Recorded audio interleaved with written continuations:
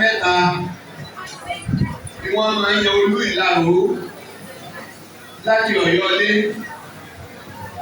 Gbogbo ibi tí ń jẹ́ ilẹ̀ Ìgbádò ní ìsìn tó jẹ́ ilẹ̀ Yewa, ilẹ̀ Aláàfin ni.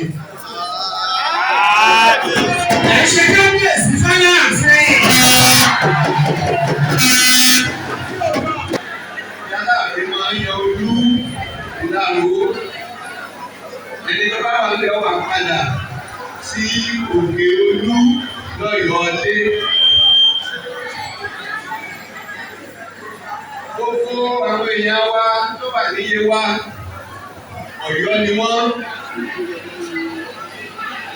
Ìlú Ìlọ́kòtó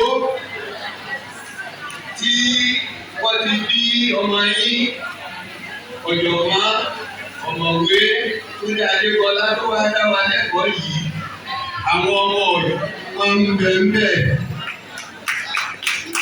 Àwọn wọ́n lọ rí yín tí wọ́n wà kí yín.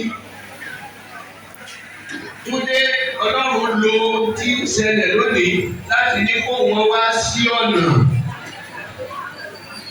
Ní ìsìn tí wọ́n bá mọ̀ ní òkun alẹ́ yìí.